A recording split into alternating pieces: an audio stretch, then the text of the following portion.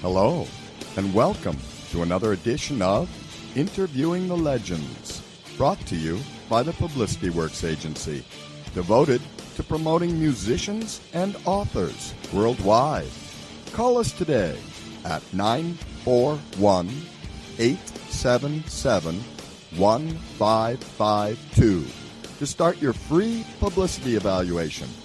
Remember, we shine only when we make you shine. Please welcome the host of Interviewing the Legends, music journalist, author, and entrepreneur, Ray Shasho.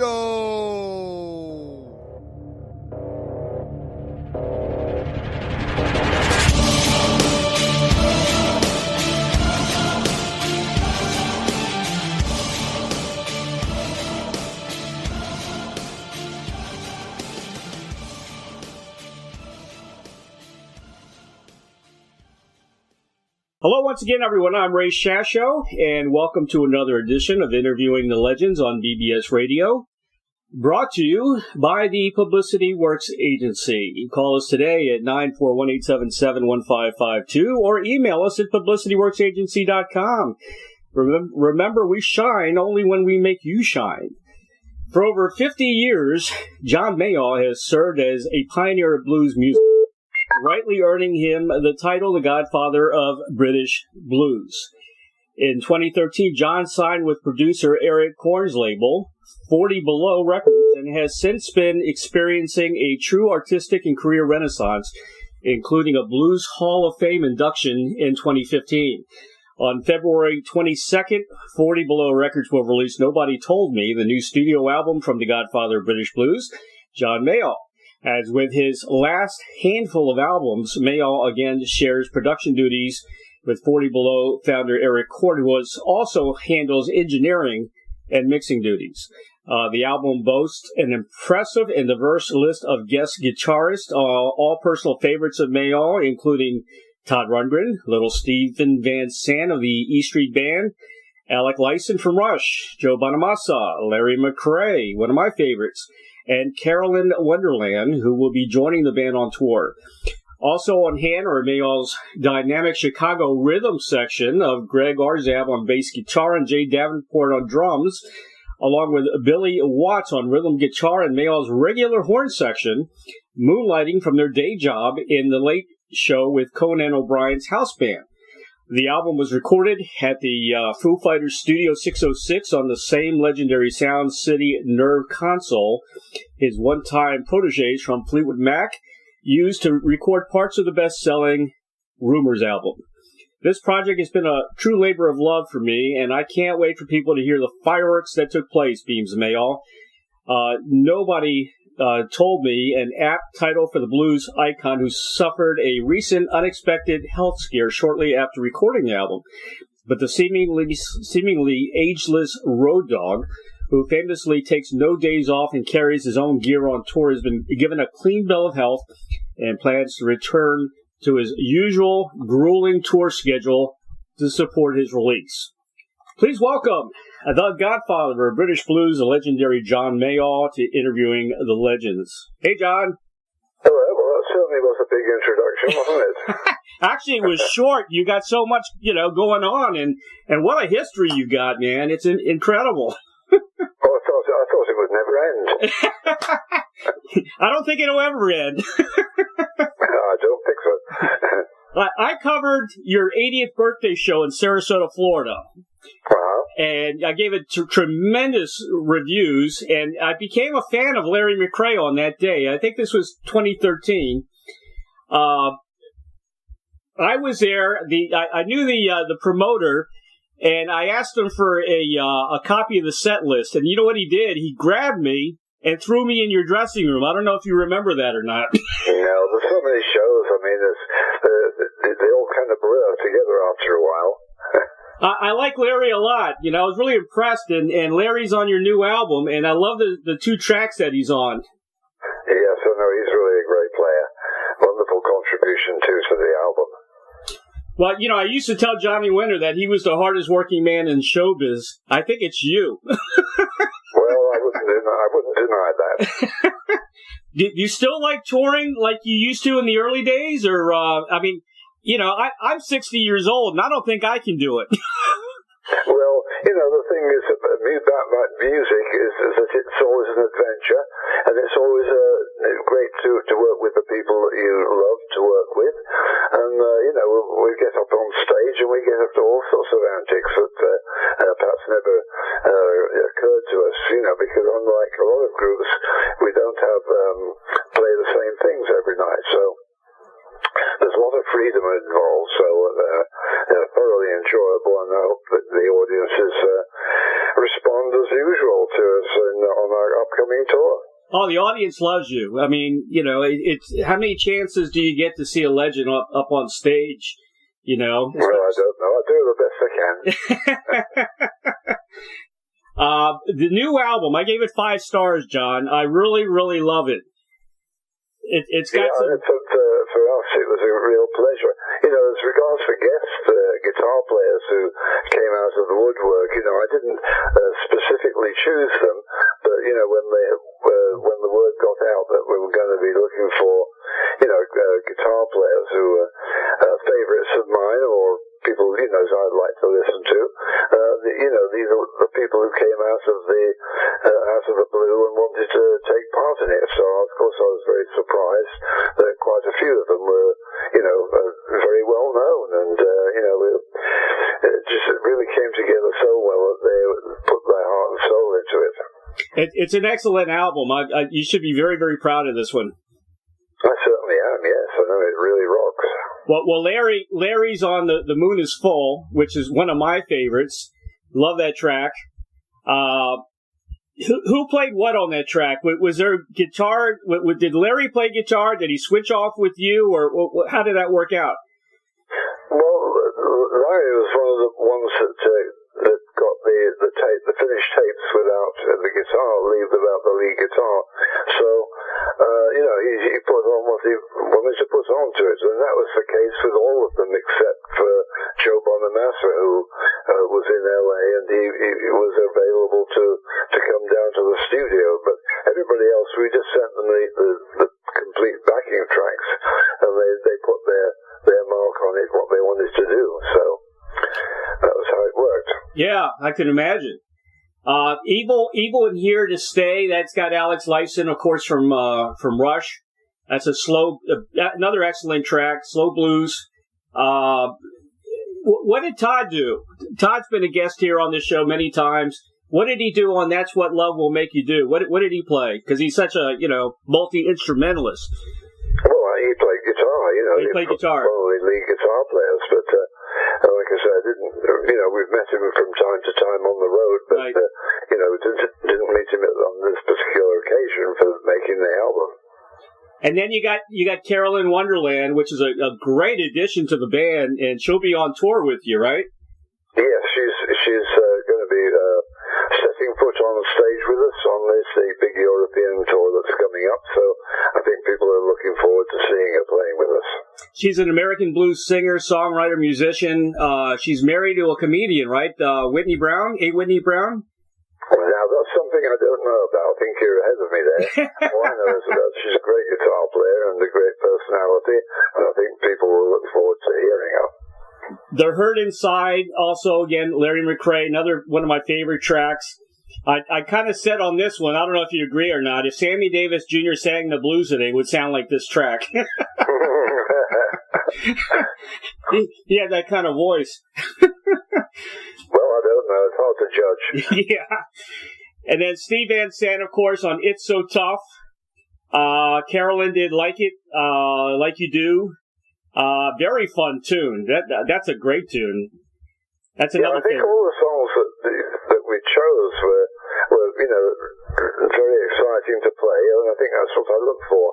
If I do songs by other people, they have to sort of be an inspiration to me that I can make a connection with them, and you know, so that's how it works for me, you know. Yeah. A lot of musicians later in life, they like to mix it up in the band. You know, they like to bring in newer, younger musicians and you know, kind of change. Is that what happened with Rocky when he's not in the band anymore? I know I noticed a lot of bands doing that.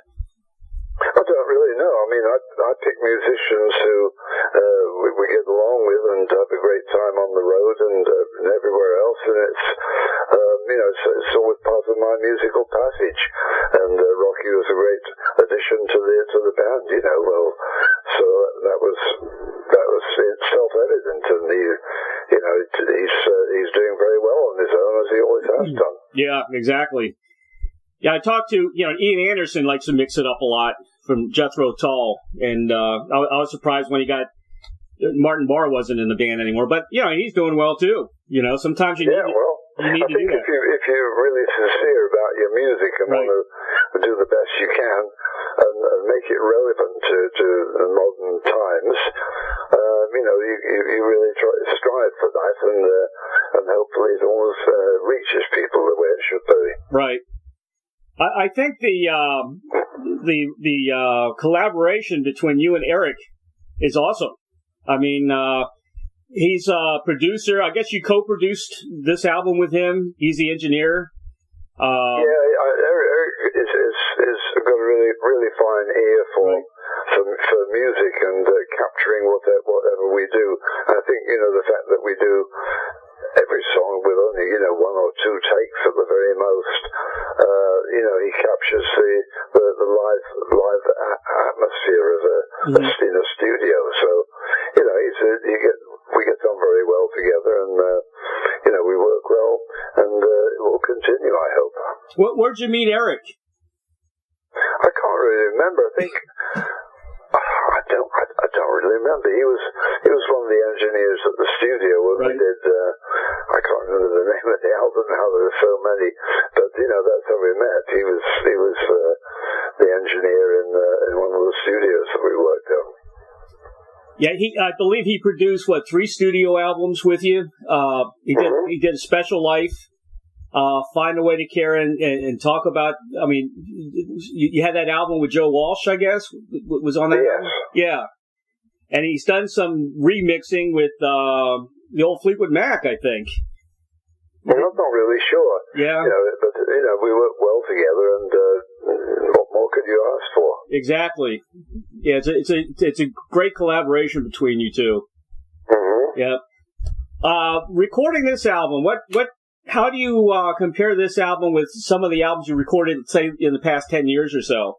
Anything different? Well, it's the same way of going into it. The important thing is to capture the live feeling of it. Right. Like if you do more than a couple of takes, you can tell if it's the right thing. So. It's important to get the spontaneity that you would get on a live performance and translate that into studio terms. So, I think the main thing is that when we record an album, the backing tracks, if you want to call them that, which is the heart and soul of the song, we're only in the studio for 3 days in a row, and everything gets done in that particular time. Yeah, I think a lot of people can learn from that. If you sound live in the studio, I mean, you got it made. I mean, it's really important to capture that live feeling. Exactly. You've recorded, I don't know, I lost count of all the albums you made. It's like over 100 albums. I mean, that should be a record. I don't know.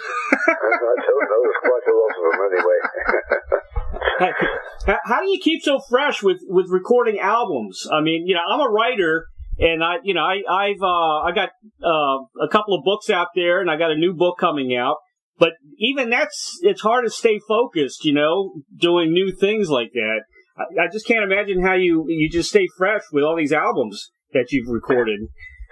Well, the distance between the release dates of the albums is certainly time enough for passage of time to come up with some new ideas. Right.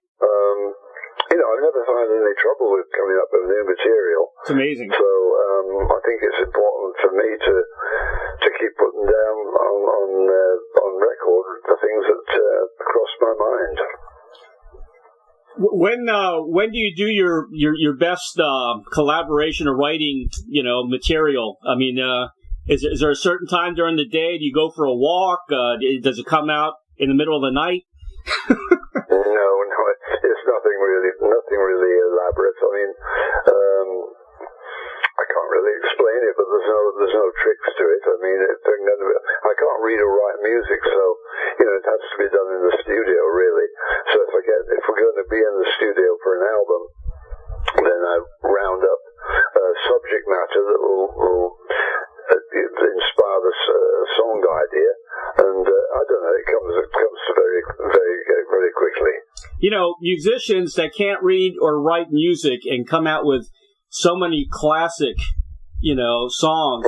To me, that's genius. I play guitar too, and it's not that easy to just come up with things like that. Well, I don't know. The main thing is that the music can express the emotions of things that will happen to in any person's life.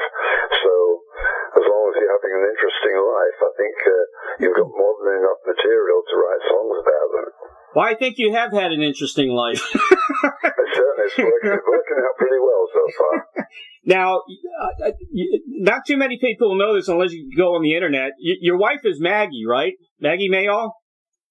Well, that's long gone. We were divorced. Oh, I didn't know that. Years ago. So you've got the up-to-date news on that one. There you go.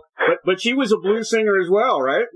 Yeah, oh yeah. Yeah. Excellent singer. Yeah, I saw a few things she did on YouTube with Coco Montoya. And, yeah, oh yeah. Mm-hmm. Yeah, she was definitely good. Yeah. Well, only the best. Yeah, well, sorry about that. I didn't know that. Well, time marches on. Time marches on, exactly. The current members of the band, I guess this is the touring band, is you, Greg Rzab, which he plays bass. Yeah. Sometimes he plays drums. He's been with the band, I guess, since '99 or so. Greg is an interesting guy because he actually auditioned with the Rolling Stones. And he hung out with Clapton, and he played a gig, I think, with Jimmy Page, which is interesting. Yeah, oh yeah, he's been around, so, we've known each other for many years, right. And it's an excellent contribution he makes to the music that we make. Yeah, he seems like a good guy, too. I saw some of his interviews on YouTube. He's a great guy. We've known each other for a long time. And Jay Davenport is on drums. He's been with you since somewhere around '09. And, of course, the new addition, Carolyn Wonderland, on lead guitar and backing vocals. She's the newbie, and she'll be around with you on the new tour, which is exciting. Yes, absolutely. And is that the first woman you've had in the band? A player, yes. We've had, over the years, we've had women who were singers. Right. But it's the first time we've had a prominent lead guitar player, so it's an exciting new thing to happen. There's some very good women guitar players out there these days. It's amazing. Mm-hmm. Yeah, well, yeah. The job is open to people. Your dad listened to jazz records pretty much, right? Yeah, he had a good record collection, good 78s. What kind of jazz musicians was he listening to back in the day? I don't know. It's pretty varied. The people that he that appealed to me of his collection, were Django Reinhardt, really, right. And Eddie Lang and Lonnie Johnson were the ones that I enjoyed most. Yeah, I grew up, of course, listening to my mom and dad's music. My dad used to listen to a lot of Frank Sinatra. He listened to a lot of Mary Alonzo back in the day. And then my mom was Cuban, and I, grew up, she was listening to, oh my God, I can't remember now, Celia Cruz, Mm-hmm. So, and then of course I got into the rock and roll with, records from my brother. So it's interesting how people, start that cycle of listening to music when they're young like that. It passes from one generation to another, and exactly. The newer generation always find new things that appeal to them, and the whole thing begins all over again. Yeah, I just hope the newer generations, because I used to know all about my dad's generation, from the big band era and way back then. Great music, I love Sinatra. But, the young people today have so much, information at their fingertips with the phones and the internet and everything else. It's so easy for them to look up stuff, even on YouTube. I just hope they do it, Yeah, well, it really made things a lot easier for people to find out what they like. Oh, YouTube is amazing. It really is. Mm-hmm. I mean, I can go back to any John Mayall, period in time and just pull it up, and there you are. It's instead of hunting for an album and worried that the needle's worn out. Exactly. So, if your dad was listening to jazz, what were you listening to? What? I know everybody asks you this question, but what inspired you as a kid, to pick up a guitar or play music? I don't know. There's a lot of variety in the things that I listen to. The thing that I was listening to and attracted to was, piano boogie woogie. My father was more interested in guitars only, and like I say, I went my own way with the Albert Hammonds and Pete Johnson, Neil Lewis, all those guys who were playing boogie woogie piano. So that was my grounding. You must have liked, this is what happens when you hit 60. Well, the early 50 guys, oh my God, what is wrong with me today? Anyway, Jerry Lee Lewis and Chuck Berry and those guys as well. I'm going to say Little Richard. That was the next generation, yeah. Yeah, I was thinking about Little Richard and his boogie woogie piano playing. He was Fast Domino. Yeah. But did you also have kind of a love for R&B music? Well, not particularly, but just I guess I like all kinds of music, so it's hard for me to pick one over the other. What was the Blues Breakers a little bit influenced by? I know the blues, but what about R&B in the beginning, in the early days? Well, the Blues Breakers was just a title, to have right. a band title. Sure. But as regards the music itself, it really could have been anything. Guys like Wilson Pickett, James Brown, Otis Redding, those are guys that they weren't influences or that would affect anything that I did. So, but there's plenty to choose from. Yeah, there certainly is. I asked Johnny Winter, who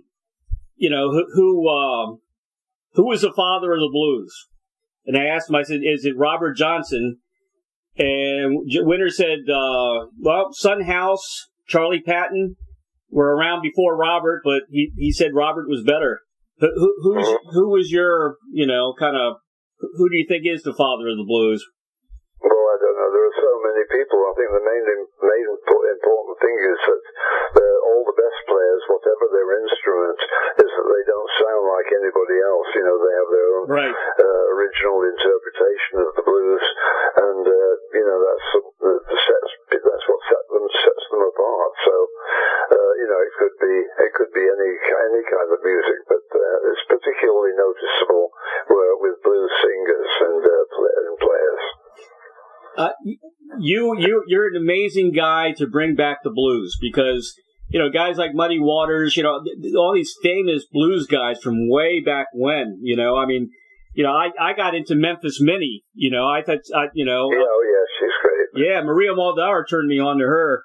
And if you do your research, there was so many blues players back in the day that, nobody's even heard of. And Memphis Minnie was one of the few famous guitar and blues singers, and so she stood out. I first heard her through Big Bill Bruns's work. So, right. But she was a forerunner of female blues guitar players, singers. I want to thank you personally, though, for bringing the blues to the forefront again, because it was pretty much dead until you brought it back. And we thank. I do my best. And we thank the Brits for doing that. It's so ironic, isn't it? Yeah, I know. It was always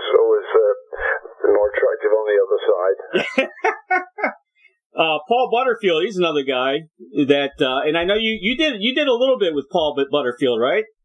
Yeah, I knew him very well, and we did an EP together, right? So that was a fun thing to do. But he's a great harmonica player and really good. I haven't seen him in years, but really? He's one of the important guys. One of the guys I wish was back in the limelight is Peter Green. He was such a good guitar player. And I know he's had issues, with his health and things like that, but I would love to see Peter Green come back. Yeah, it would have been nice, but I'm afraid those days are gone. Yeah, that's a shame. You played with so many people, blues heroes, Sonny Boy Williamson, John Lee Hooker, who was one of my favorites. What was the personality? People have this envision, and I asked Johnny Winter this with Muddy Waters. I says, you guys sitting around drinking Jack Daniels while you were playing? He said Muddy Waters drank champagne. But what was that feeling like playing with all these blues greats, from back in the day? I don't know. It was very exciting for us, just learning about how to perform blues and the volume and the way you did it. But you learn from whoever you're playing with. So yeah, I think John Lee Hooker was the first one that we did a whole month's tour with him, working every night, and you learn a bit about dynamics from that. But they're just musicians that you're working with, and you do the best you can. Those guys really lived it though. I mean, back... they've all got their interesting stories. They do. And we thank Johnny Winter for bringing Muddy Waters back into the forefront too. Yeah, absolutely. Yeah. Here's a question. I don't know if you're going to remember this or not, but what was the first tune you learned on guitar? I don't know. I think my first foray into four-string instruments was probably George Formby. Really? That's interesting. Do you remember your first guitar? No, not really. You don't have... the instruments are just there for you to play. To me, they're not all that important. They're just tools of the trade. Right. You're so humble, John. Well, I don't know. I do what I do. But you are. You set up your own equipment. When I saw you do your 80th birthday here in Sarasota, usually the lights go out and then they introduce the band, and here you are, the lights are on, and you're setting up your equipment. Yeah, well, we like to have everything right. I know but how cool is that? It's part of the job, You're going to be playing, so you want to make sure that it's exactly the way you want it, So it's all part of the game for me. So it's important, and it's if you're going to express yourself through music, you want to use the best tools. Right. I think you're underrated too when it comes to keyboard playing, and your voice is incredible from all these years. I mean, Well, I try and do if the song requires a certain strength and a certain projection, that's what's required. So as long as I'm able to do that, that's the main thing. Is it hard keeping your voice in shape? Well, you do the best you can with it, and I think it's held up pretty well. Oh, it sounds the same from all these years. Yeah, well, I think it could only get better, the more experience that you have. Do you smoke at all? Do you smoke cigarettes? No, I used to do a long time ago, but not in recent decades. Yeah, that's probably another reason why your voice is so good. Yeah, exactly. Is there anything in your career you would have done differently? No, I think it's all part of the journey that you never can forecast what will be happening, and it just keeps going on, which is a great thing. It's always full of surprises. Always full of surprises, yeah. Especially all the tours, all the concert dates you do. That is so fascinating to be just to go to all these different countries, you know? Yeah, we have a great respect for the audiences that turn out to see us everywhere we go, and it's my job to make sure that we give them a decent job. Yeah, exactly. What are you most proud of in your career? Well, the fact that I've done the best I can and played the way that I want to. Right. Have people appreciate it. So, that's a reward in itself. That's you never sold out. You were true to the music, which is so important, you know. Yeah, I was going to say the only thing I know how to do, honestly, and so that will never change. You never said, I think I'm going to do a top 40 song, and that means you're a true blues musician, and Well, you hope that something you do will reach a larger public, but right. You don't really have any control over it because you don't know what the audience is going to respond to. Exactly. But people appreciate the fact that you're an original. You stay true to the music, which Yeah, like I say, it's the only thing I know how to do. Right. I don't know if there's a picture out on the internet. You probably saw it. It's got Eric Burden.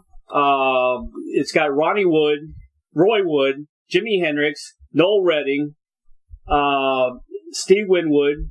And you're all laughing at Eric Burden. Do you know that picture I'm talking about? I don't know. It doesn't ring a bell. But, there are lots of pictures that document the passage of my career. It's a funny picture because I've interviewed Eric and, I followed his career. But he looks kind of disappointed that everybody's kind of laughing at him. Yeah. I wonder what the story is. It doesn't ring a bell, that one, but anyway. If you get a chance, go on the internet and look for it. It's a very, very popular photo. It's just really cool, and I was wondering why is Eric so funny that day? Well, I don't know. Well, your tour starts. I think it's February the 26th in Finland. Is that right? Yeah, that's right. Helsinki. I think Helsinki is the first one we fly to anyway. And you go to Sweden after that, Norway, Denmark, Germany. Yeah, we're all over the place. Oh, wow. Italy. Then you come back in the United States. Gosh, not until, let's see, you're going to be in California on May 18th. Well, you've got it in front of you, but as far as I'm concerned, we like to work every night, and that's what happens when we go on our tours. We don't have days off. We just keep that momentum going. You are working every night. I see the dates. I can't believe it. It's not really work. The hardest part of it all is the traveling. I guess you would say that's the hardest part of it. But even that, I enjoy it all. You do enjoy it, huh? You enjoy the traveling. Yeah, we are. Oh my goodness! If you're in fine company and you know what you're in for, it's all part of the game. John, what would you be doing if you didn't have a music career? I have no idea. Very happy doing what I do. You never... Are you interested in that? What do you do when you're not playing music? Is there anything that you're into hobby-wise? Or? Oh, I don't know. There's too many things. Do you play golf? No, I certainly don't. No, golfing seems like another excuse for walking around. I don't know. How about do you have children, grandkids? Yes, I've got lots of those. Lots of those, huh? Yeah. Is anybody Time marches on. Is anybody into music? Do you have anybody that might be a future John Mayall? Well, I don't know. My oldest son, Gaz, has been running his club in London for decades now. Gaz is rock and blues, so he's taking the flag, keeping the flag flying. What kind of club does he have? It's a rhythm and blues club. Oh, really? Huh? But yeah, Gaz is rock and blues. Oh. GAZ. internet and you'll find out a lot more about it. But he's always been into that. I'll promote it on my website for sure. There you go, Gaz's Rockin' Blues. Have you played there? Well, I've been down there. Right. It's a cellar club. Right. So right in the heart of Soho, London. Oh wow, that's awesome. Yep. Have you played with Charlie Musselwhite? No, but we've known each other for many years, of course. But we haven't played together. Another guy that's still around, which is cool. Yeah. I'm originally from the Washington, D.C. area. Excuse me. And one of our local heroes was Roy Buchanan. Did you know Roy Buchanan? Yeah, we've run into him from time to time. Yeah, that's kind of a tragic story because the guy was another guy that was should have made it in music and I think he was not appreciated like he should have been. But I guess among his peers I didn't really know him, so I can't really comment on his progression. John, here's a question I ask everybody, and the last time I did the interview with you, I did ask you that, but now since we're on the radio, I want to ask it again. Okay, go ahead. If you had a Field of Dreams wish, like the movie, to perform or collaborate with anyone from the past or present, who would that be? And I know you play with a lot of people, but is there anybody? I have no idea. I don't know how to answer that. I mean, I like people who enjoy music and playing to them and playing with them. So it goes on. How about an old blues guy from way back, like I don't know. Well, J.B. Lenore was one of my favorites. So if you want a name that just comes to mind off the top of my head, put J.B. Lenore on there. Hey, did you do anything with Muddy Waters? No, but we've run into each other many times over the years. Right. John, you got anything else to add? Not really. I think we've covered most things. The album is terrific. The album is great. People will be looking out for us very, very soon, and we'll be all over Europe. So check out the johnmayall.com website, and you'll see where we are. John, thank you so much for being on the show today. Much success with the new album. Please come back to Florida, man. You got a lot of fans here.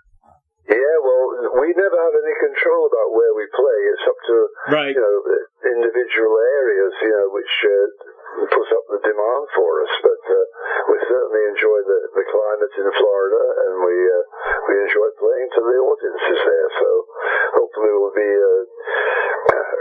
somebody will book us there, get us down there. Well, maybe I'll get in contact with the same promoter, and we'll get there you go. You and Larry on the same show. Thanks, John. I really appreciate it. Good. Well, I appreciate the perspective and excuse me. Yeah, I appreciate your interest and keep it going. Thank you very much. Take care. Okay, you too. All right. Bye-bye now. Purchase Nobody Told Me, the new studio album from Blues Hall of Fame member John Mayall. He boasts an impressive and diverse list of guest guitarists, all personal favorites of Mayall, including Todd Rundgren, Little Steven Van Sant of the E Street Band, Alec Lifeson from Rush, Joe Bonamassa, Larry McCray, and Carolyn Wonderland, who will be joining the band on tour. Nobody Told Me will be available officially on February 22nd, and you can purchase the album at Amazon.com. For more information about John Mayall and the latest tour information, visit www.johnmayall.com and on Facebook, www.facebook.com/John Mayall. Very special thanks to Jane Ebden, assistant to John Mayall, for arranging this interview with the legendary John Mayall. And, of course, the dynamic duo of Doug and Don Newsom of BBS Radio for making the magic happen for each and every broadcast of Interviewing the Legends. If you have comments or suggestions for the show, contact me at interviewingthelegends@gmail.com. Please subscribe to my YouTube channel, Interviewing the Legends with Ray Shasho for the very latest interviews. It's real news, people. And don't forget to purchase a copy of my book entitled Check the G's, The True Story of an Eclectic American Family and Their Wacky Family Business. Available now at Amazon.com. I promise you will live it. There is a trailer, kind of like a movie trailer, on YouTube. Just go to Check the G's on YouTube and you'll see what the book's all about. Have a great week, everybody.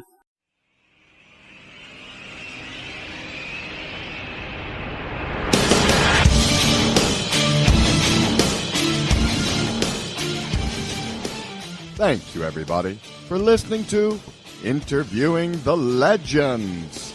Brought to you by the Publicity Works Agency. Call 941-877-1552 or visit us at publicityworksagency.com, specializing in author and music artist publicity plans. We shine when we make you shine.